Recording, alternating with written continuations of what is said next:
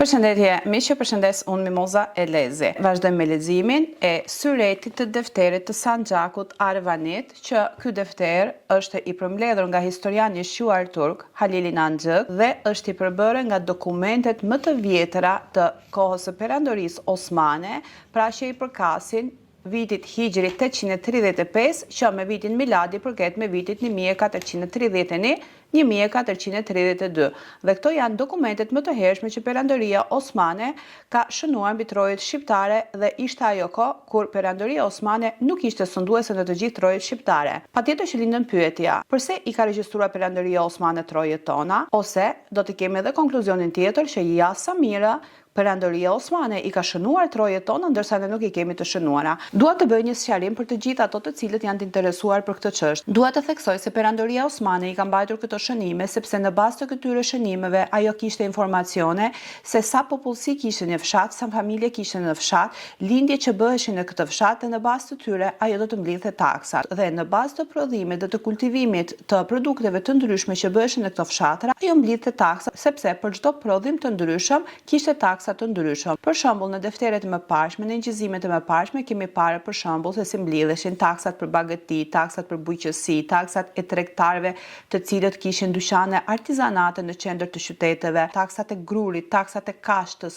taksat e derrit, taksat të ndryshme. Pra, biles të krishterët kishte edhe taksa për burrat të rritur të shëndetshëm. Pra, ajo i ka mbajtur këtë shënime për të pasur informacionin e saj mbi shtimin e popullsisë, mbi lindjen e fëmijëve, sepse siç e dimë, gjatë kohës së perandorisë osmane, fëmijët, sidomos djemt në moshë të mitur, janë marrë dhe janë dërguar në sarajet e sultanit, ku ato janë përgatitur si ushtar që kur të rriteshin do të merreshin pjesë në radhët e ushtrisë së perandorisë osmane. Kjo nuk ka qenë diçka specifike vetëm për Shqipërinë, por perandoria osmane ka ushtruar diçka të tilla kudo që ka sunduar, qoftë edhe në Turqinë e sotme, ku në ato kohë pjesa më e madhe e Turqisë nuk ishte Turqia e sotme, por ishte në ndikimin e Bizantisë. Para se të vazhdoj të lexoj në faqen 13 të defterit, ku jemi përsëri me vilajetin e Gjirokastrës dhe vazhdojmë me Timarlindë, pra me administratorët të cilët ato ishin të zgjedhur nga perandoria osmane për të udhëhequr një fshat, 2 fshat, 3 fshatra apo 5 fshatra sipas statusit të tij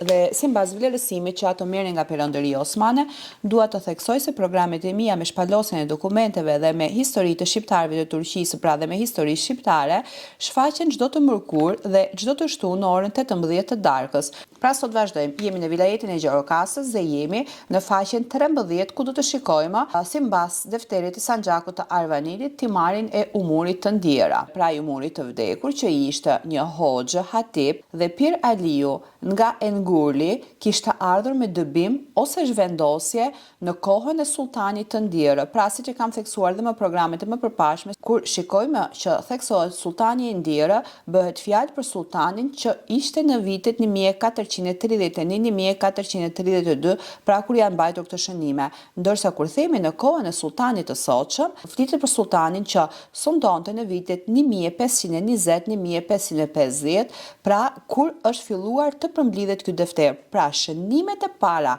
që janë në këtë defter i përkasin viteve 1431-32, ato janë mbajtur si shënime në fletë dhe në deftere të ndryshme, në fletore të ndryshme, dhe kanë filluar të përmblidhen në një defter të përgjithshëm në vitet 1520, pra 70 vite mbas vdekjes së Skënderbeut. Umuri i ndjerë ishte një hoxhë hatip dhe Pir Aliu nga Engurli, që kishte ardhur me dëbim ose zhvendosje në kohën e sultanit të ndjerë.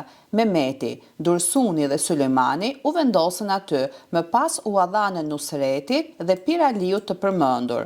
Në kohën e sultanit tonë, Nusreti vdiq dhe pjesa e tij ju dha hoxhës. Hoxha ka në dorë beratin e pashajt, ndërsa Pir Aliu ka në dorë beratin e sultanit. Pra këtu shikojmë shënimin.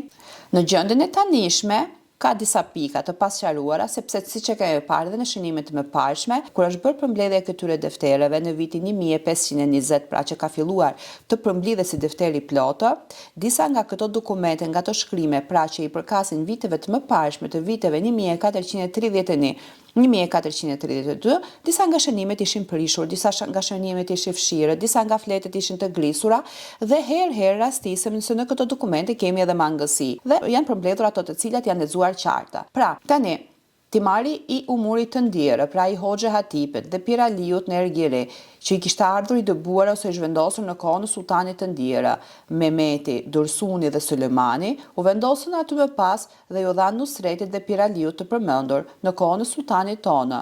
Nusreti vdiq dhe pjesa e tij u dha Hoxhës. Hoxha ka në dorë beratin e Pashait, ndërsa Piraliu ka në dorë beratin e sultanit. Në gjendjen e tanishme për këtë të përmendur, u dha berati në fillim të vitit 857. Dhe shënimi i dytë është që në gjendjen e tanishme, kjo ju dha djalit të Hatibit. Ai është përgjegjës dhe shërben në kalane e përmendur. Hatibi merrte gjithashtu 2 akçe në ditën nga taksat dhe kishte edhe një pjesë nga një fshat i vogël që i përkiste hasit të sultanit. Kështu është shënuar, regjistruar në fund të vitit 858. Një dirne. Tani, pjesa e Hoxha Hatipit, cilat fshatra i përkisnin Hoxha Hatipit. Hoxha Hatipi ishte nga fshati Sifrati në nahijen e Edirnesë. Pjesa që i përkiste Hoxha Hatipit ishte fshati Sifrati në nahijen e Dirnesë, që kishte 15 shtëpi, 3 vejusha dhe 2 beqara. Të ardhurat totale ishin 1028 akçe. Në varësitë të tij ishte fshati Krajne, që kishte 10 shtëpi, 1 beqar. Të ardhurat totale ishin 645 akçe. Hoxha Hatipi në total sundonte në 2 fshatra, pra gjithsesi kishte 2 fshatra, të cilët totalisht kishin që të dy së bashku 25 shtëpi, 3 vejusha, 3 beqare dhe të ardhurat totale nga këto 2 fshatra ishin 1673 akçe. Dhe të shikojmë pjesa e Piraliut, pra sepse ky timari i umurit të ndjerë ishte ndarë Hoxhës Hatipit edhe Piraliut. Dhe pjesa që i përkiste Piraliut, i cili Piraliu kishte një detyrim shërbimi personal, pra që Piraliu gjithashtu mbrohej edhe nga një kalorës i armatosur. Pra në shërbim të tij me detyrim kishte një kalorës të armatosur. Fshatra që i përkisnin Piraliut ishte fshati Sifrati, që kishte një vresht, një has dhe 23 shtëpi. Të ardhurat ishin 1840 akçe. Fshati Kranje, që kishte 11 shtëpi, 1 vejushe dhe të ardhurat ishin 1101 akçe. Edhe Piraliu kishte total 2 fshatra që përbëheshin nga 34 shtëpi, 1 vejushe dhe të ardhurat totale ishin 2941. Pra siç pam, timari i umurit të ndjerë ndahet në 2 hise dhe i jepet 2 personave të ndryshëm, i jepet Hoxha Hatipit dhe i jepet Piraliut. Tani, siç e kam theksuar edhe më parë, kur programet dhe timaret janë të shkurtra, do t'i bashkojnë në 2-3 timare së bashku, që programi në minimum të jetë 10 minuta dhe të jenë të dhënat sa më të shkurtra, sa më të qarta, sa më të kuptueshme, sa më të prera,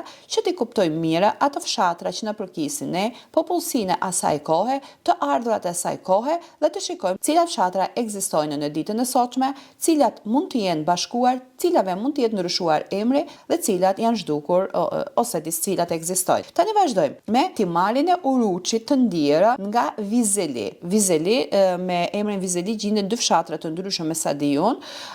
Njëri fshat gjendet në Maqedoninë e Veriut, ndërsa një fshat tjetër me emrin Vizeli gjendet në Edirne. Mbase bëhet fjalë që ky Uruçi i ndjerë ishte nga fshati Vize, pra nga Edirne ose nga Maqedonia, nuk e di se nuk kam dieninë se ka një fshat tjetër në zonat e jugut të Shqipërisë. Pra, timari Uruçit të ndjerë nga Vizeli. Uruçi i ndjerë kishte ardhur i zhvendosur, pra në kohën e sultanit të ndjerë, Ajdin Haxhiu ishte vendosur aty në kohën e sultanit tonë. Dhe këtë timar ja dha në Uruçit të përmendur. Ai ka në dorë urdhrën e Pashait dhe kishte si detyrim personal, pra në shërbim të tij, një kalorës të armatosur. Shikojmë shënimin. Ky timar ju transferua Musës dhe Jusufit, bijve të ndjerit, të dy bashkë që të administrojnë dhe kryen e shërbimin ushtarak. Ky regjistrim është bërë në vitin 843 në Edirne. Dhe ato 2 fshatra që i përkisin Musës dhe Jusufit, pra të cilët për të marrë timarin e babait të tyre të ndjerit, kishin si detyrim që të kryenin shërbimin ushtarak, me këtë kusht ju jepte timari i babait të tyre. Nëse nuk pranonin këtë kusht, patjetër që ky timar ju jepte dikujt tjetër. Dhe ato kishin në zotërimin e tyre fshatin Zokzade, që mbalej nga Edirneja.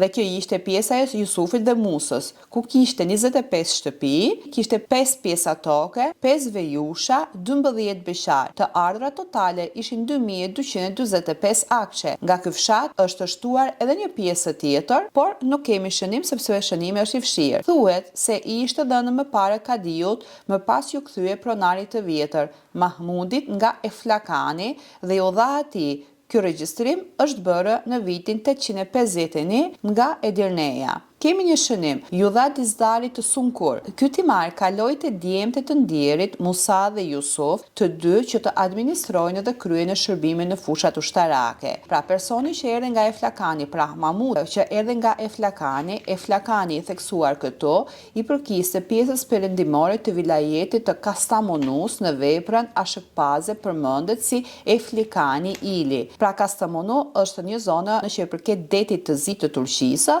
dhe siç shikojmë timarlit në përgjithësi kanë qenë ato të sjellë posaçërisht nga perandoria osmane dhe siç kemi parë dhe siç do ta shikojmë edhe në regjistrimet e Sanxhakut edhe të Dukagjinit dhe sanxhaqit të tjera, në një fshat nëse kishte 40 shtëpi, 38 ose 39 ishin të krishterë, 1 ose 2 ishin muslimane dhe ato që ishin muslimane ishin pikërisht këto timar, të cilët ishin vendosur aty për të mbajtur sa më mirë shënimet e fshaterave, për të regjistruar sa më mirë popullsinë, për të regjistruar sa më mirë djemt të cilët do të merreshin ushtar, për të mbledhur taksat sa më rregull. Këto taksa shkonin në llogarinë e perandorisë osmane dhe këto taksa përdoreshin për ushqime, për veshje, për armatime të perandorisë osmane, të ushtrisë së perandorisë osmane, të cilët ato ushtri e dimë se ku kanë shkuar dhe çfarë kanë bërë. Pra, Eflugani ishte pjesa perëndimore e vilajetit të Kastamonus dhe këtë e shikojmë në veprën e Ashik Pashazades ku përmendet si Eflikani Ili. Fillimisht qendra e sundimit të bijve të Xhandarit ishte Eflugan Eflani,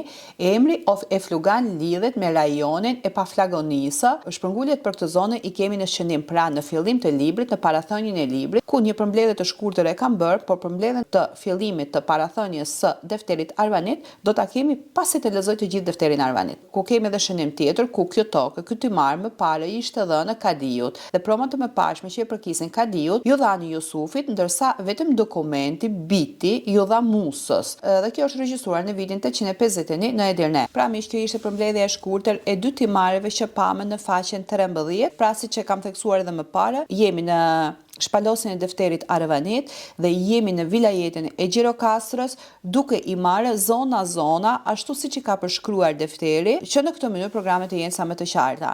Pra, miropafshim në programin tjetër dhe programet gjithashtu do të jenë po të shkurtra të përbëra nga 2 ose 3 timare që të jenë sa më të lexueshme, sa më të kuptueshme dhe duke u bazuar tek çështja se njerëzit sot nuk lexojnë shumë libra dhe nuk preferojnë të ndjekin programe shumë të gjata dhe programe që mund të ndjekin jetë maksimumi 5 ose 10 minuta, edhe unë mundohem që këto programe t'i bëj sa më të shkurtra, me të dhëna sa më të qarta, me shënimet sa më të plota, aq sa mundem t'i shfaq për ju. Faleminderit për ndjekjen, ju lutem, bëni like tek videot, bëni komente tek videot, shpërndani videot dhe ato që kanë mundësinë, përse jo, të bëni edhe abonent mujor në kanalin tim, sepse kjo është përkrahje për mua. Edhe teksa e theksoj këto, e di se shumë njerëz më akuzojnë, shkruajnë, ofendojnë, shajnë, ti po kërkon klikime, ti po kërkon like, ti po kërkon përkrahje, po patjetër më vlla, sepse është një punë. Mundohem që ta shfaq që ta mësojnë të gjithë shqiptarët. Faleminderit dhe mirupafshim në programin tjetër.